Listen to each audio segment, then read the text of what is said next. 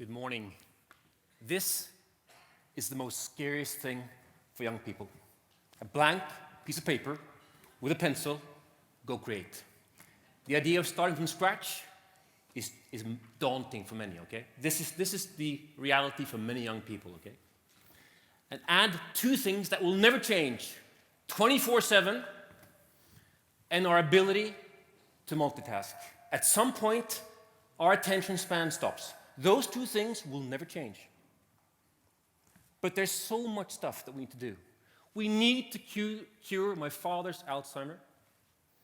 We need to make sure that Norwegian companies develop new products that can sell across the board, across the world. And we have to basically do this. Achieve more, faster, with less. Less resources, less time, less people, etc. That's a challenge. And things have to happen now. We may go to Mars, but there's also tomorrow. It's now, Q4. Make sure that the old people get on track for what they need, what they paid for in taxes and so on. It's now. Blessing, the oil is not exactly where it was. This opens up a huge opportunity for Norway as a country. There's two paths. It is the moderate growth in the red, and it's a leapfrog growth in the green. And I argue that digital transformation gives Norway a chance to get to the green now. Back in the 12th century, they talked about standing on the shoulder of giants. Norway is a small country. We need to stand on the smart brains of giants to do what we need to do. And digital transformation is a giant. You have to understand that digital transformation is not about getting something from analog to digital. That is not digital transformation. Digital transformation is doing growth with your business, using the benefits and the possibilities offered by digital. That is digital transformation in the eyes of Microsoft. But don't get scared. It's the same stuff we've done for a long time. 1, engage your customers. 2, develop the products. 3, optimize operations. And last but not least, empower your employees to do more every day. Those things will go on forever. But unless these 4 things are connected with intelligent stuff, the digital transformation that you as a person, as a company can do becomes far less, and you won't reach the green line. There are 2 things that I think you need to know that are very important for you to embark on any digital transformation stuff. And those things are really things you have to have an opinion about in your company and privately. 1, data security is job 1. It is not very sexy, and you will not feel it hurts until you are breached. But you need to make sure that you understand how important it is to keep your data secure. There's so much intellectual property riding around, and people will steal it, whether it's in the cloud or downstairs in the cellar. You move so many times during the day. Your data journey is huge. And every time you create something, you also expose yourself. You need to understand that journey is a gold mine, that's the word I'm looking for people who want to look into your lives, okay? You need to understand how it works. And just locking yourself in a room is not going to be the case. If there's one breach, somewhere, it goes into your system, and it basically makes a lot of stuff difficult for you, okay? There's tons of stories. But don't be scared. Get involved and understand what security means for your business and how you're going to stay on top of it. Number 2, there is no way you can digitize without going to the cloud. And this is what the cloud looks like. It is huge, gigantic servers that do all these gigantic multiplications on a day-to-day basis. That's what the cloud is, okay? It is so much, you can't even see it. I mean, it's huge, football fields of data. That is the cloud. At the same time, as I go through some of this stuff, keep in mind, I'm old, I'm 50. There are things that will continue to be the same. And for me, they are. 1, collect data. 2, add intelligence. 3, prioritize actions. And 4, learn and improve. Those things will always continue. So look for the similarities and stick with it, but we feel uncomfortable with the mumbo-jumbo of technologists. Talk about 3 things. Connected devices, gigantic lakes, rivers of data, and artificial intelligence. Things that we at Microsoft think are here, and that Norwegian companies and the public can learn and use to drive their business. Number one. Number one. There you go. We are a platform company. We build stuff so you and other companies can build stuff on top of that. That's what we do. That's when you get the real power of the cars, in that sense that things are added up on top of our platform. That's what we do in Microsoft. Enough about that. Connected devices. This is the Microsoft HoloLens. It's augmented reality. Let me show you what that basically means for retail, and then we're going to move in to the area of healthcare. There's sound Penny here. walks in on location. She has to set up the space for a product unveil for a group of clients. Enter Microsoft HoloLens, the world's first untethered holographic computer. The device maps the room in order to construct a digital map of the space, allowing Penny to fill the room with holograms. What you see here is next-generation hand tracking. Penny moves the holograms throughout the room in real time and space. The boxes react using physics-based simulations, just like they would in the real physical world. This is now. This is now, okay? But move this into healthcare and take a look what they're doing. Sofrasteria and Oslo Sykehus. Take a look what they're doing in terms of operating hearts, okay? This is the story here, if we can get this stuff moving. Technology still is in the infancy when it comes to moving forward. This is the HoloLens for surgeons working.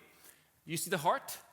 There's the guy standing with the HoloLens there, and there's another guy collaborating. And what they're doing is they're basically using their hands to pinpoint. Pekeleken gets a completely different manner. Huh?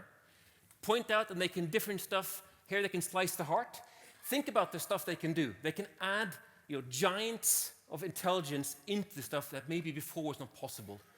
Just through the HoloLens that is here now and will come blasting forward in the months to come. Gigantic lakes of data. Digital transformation requires data, and the data is already there, but in some cases we're unable to capture it or also unable to nurture it and use it in the systems. Okay, let's talk about that for a quick second, okay? And just walk you through some basic data. I'm not the technologist, but this at least makes sense for me, okay? On the left, we have some data sources and some input, things that are roaming around. On the right, there are people and machines that are going to do this stuff. And as I showed you before, it's about data collection, adding intelligence, and getting stuff done. I mean, that's going to be the case, huh? Achieve more. First off, collect the data. Find the data under the chairs, in the attic, wherever the data is. Collect the data, IoT sensors, wherever it is. Collect it, store it, and make sense of it, index it. Then add learning. Starting to put algorithms into that stuff as well. Add intelligence, but then we have to visualize it. For us to make sense of it, all this data has to be simplified and visualized to dashboards or different commands. If we zoom in and talk to something that I think is very interesting, it's the bot. That's the word to get to use with, the bot. Okay? And what I want to show you here is basically something that a colleague of mine at Microsoft put together over the weekend and wanted to do basically a selling pitch to an airline company, okay? Let me see if I can walk you through this stuff and get a sense of what a bot does. Not that one, but something else. Basically, she's on her iPhone. She's looking in. She's going to click in and find Microsoft Airlines, which we created. She clicks it here. She finds it. She's Spanish, okay? Hey, but she responds in English. Immediately, the bot understands, hey, you talking English to me. Super duper. Quickly, huh? My name? Super. What's up? How are you? This is just to show you how we mathematically do that. She gives her index. You probably wouldn't share that in real life, but okay. She says she's a little bit worried. Aha. The bot immediately calculates what that means, gives her a score, not necessarily important. How can I help? Well, who hasn't lost their baggage? Well, she's lost her baggage. Bot immediately responds, okay. Let's see, she thinks. Uses CRM, figure out where was she before, asks for yes or no, gets a yes, looks in the system, searches the system. This is real time. Found it. Found it. Hold on here. Airplane landed in the wrong place because I'm not there. As she will tell her now, this is incorrect. Aha. Bot asks, now, Where are you? What address? New address, current location. Ask for that. You'll see now she asks for, or the bot, that could be he too, or it. Gives the location, clicks on it. This is where I am. Searches. This is real time. Okay, so I'm obviously shopping here, using some cash. Okay, so, and you'll figure out, okay, that's a pretty strong or a huge area. This is working. This is actual real time working, just filmed. Come back. Okay. Where? Give a number. Okay, what's she looking at? Some shoes, probably. I don't know. One. She was somewhere. I don't know where she was. Oh, she's doing her nails. Super duper. Anything else? Nope. That's good. This is important. Remember what I talked about security? Okay. So this is again. Is that correct? Is that you? Watch what happens now. That's me. Let's double check on that. I'll send you a code. There's the code. Type it in. Don't make sure that it's someone else messing with my luggage. Code. Perfect. Super duper. Apologies. Maybe a little coupon. And on she goes. That's a bot in real life, okay? Here's another bot.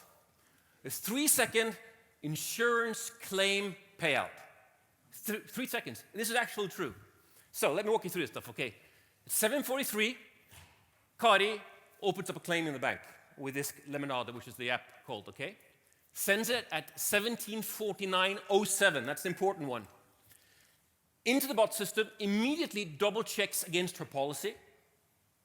Does she indeed have that responsibility? Does 18 anti-fraud algorithms, pre-populated, sends instruction to the bank to transfer the 5,439 NOK to her account. Done, 3 seconds. Now, if you're working in customer service, you may be a little bit scared, huh? But if you are a customer, you will be very, very happy. So, artificial intelligence, and we talked about that in the first part as well. Let me talk about a few things happening right now, okay? This is a lot of stuff, okay? But what you want to be seeing here, there's a lot of way the artificial intelligence gets data from it, whether it's vision, text, and searches, and knowledge, and machine learning. It's a bunch of stuff, okay? The thing is, it's collecting data everywhere. It's data. And if you walk into this guy works with us in Microsoft. He's blind. Notice this is actual stuff, okay? This is actually vision being transferred back to him as voice. This is real. I think it's a man jumping in the air doing a trick on a skateboard. If you are visually impaired and you get that stuff, you may have fancy glasses after a while, because that always changes. We're not a big design company, Microsoft. But think about that, what that does. Think about that, what that does in a teaching environment for kids. This is a meeting taking place where people don't speak the same language. This is bots automatically translating a bunch of languages immediately, okay? Imagine you're sitting in a room here, talking, and you don't know each other's languages. He talks, the phones are listening, automatically translating into the telephone, and feedback. It does happen, and it's just a question of time before the speed becomes where you don't really feel about it. Again, if you're an English teacher, you may also be wondering what to do in a couple of years' time. This I'm a particular fan of, not because I'm a big McDonald's user. This is drive-through. Listen to this stuff and think about what that could do for Norwegian healthcare. This is algorithms and listening in on an order taken at the fast food drive. The voice here is horrible. That's the point. What's the machine learn? Good afternoon. Welcome to McDonald's. May I take your order? Yes, I would like 2 Happy Meals, 1 cheeseburger and 1 chicken McNugget, both with fries and apples, 1 with a chocolate milk and 1 with a small orange juice. Also give me 2 cheeseburgers, both of those no onion and 1 of those no ketchup as well, 1 fry and a large coffee, 2 cream, 3 sugars. Would you like that fry to be large? Yes, thank you. Would you like barbecue sauce with those nuggets? No, sweet and sour. Is the order on your screen correct? Yes. Boom. Okay, your Done. total is $14.68. Please pull around to the first window. down being hungry, okay? Chances of mistakes, 0. Think about that if you're an old person and talking in, okay? That's voice recognition using a bot. So for me, maybe it's because I'm 50, but the thing is, hey, at some point I'm like that. Think about if we can use in Norway, develop stuff that helps this stuff, the elderly do more, what could that mean if we could export it? What could it mean? Huge amounts. And Norway has the potential. In Microsoft, we monitor stuff all the time. There's a bunch of KPIs. This is what we follow, particularly. Number of customers in the cloud, usage of cloud, and partner capability. We have a huge partner ecosystem in Norway. We are on top. Norway is where it could be to get to the green line, because we're there. But other countries are moving fast, so that's why I say Norway, we are in a hurry. These are 6 things we, Microsoft, learned ourselves about how to make digital transformation work right now. 1, embrace this idea of standing on the brains of giants. Put tangible goals and measure progress on digital transformation. Make sure you as a company have digital capacity inside the company. Don't rely on someone else. Get them to do stuff for you, but you need to be fluent in the essence of digital transformation. Employ diversity. Come on. Under 20% of Norwegians working in IT are women. Not good enough. Think about it. Think how important this stuff is. So, employ diversity. Adjust your incentives. Make sure that your incentives support digital transformation, not the old ways. Money moves people. And finally, do not fall in the trick of being fixed in your mindset rather than growth. Is the idea, I can learn it all versus I know it all. Big thing in Microsoft we learned, huge to be in the bottom part there.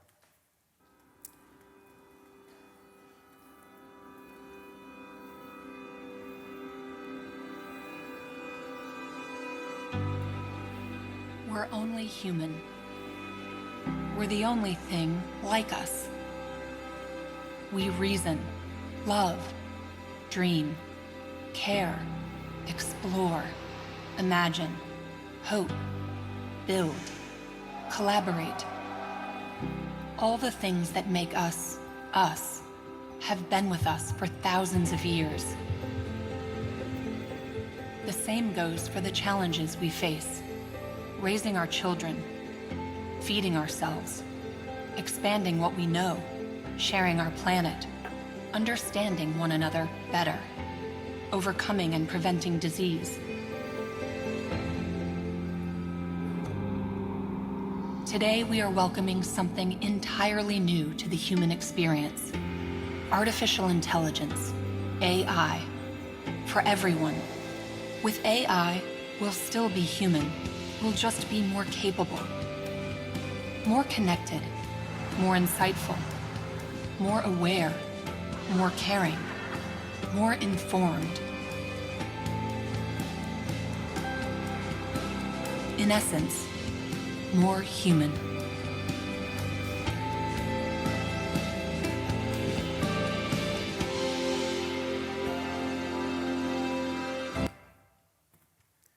The green line, digital transformation, you have to embrace the idea of it. If not, someone else will, or another country will. And the final point that I have is the standing on the brains of giants is what digital transformation allows for it. And the important thing is what's underneath. It has to be for all. Thank you for your attention.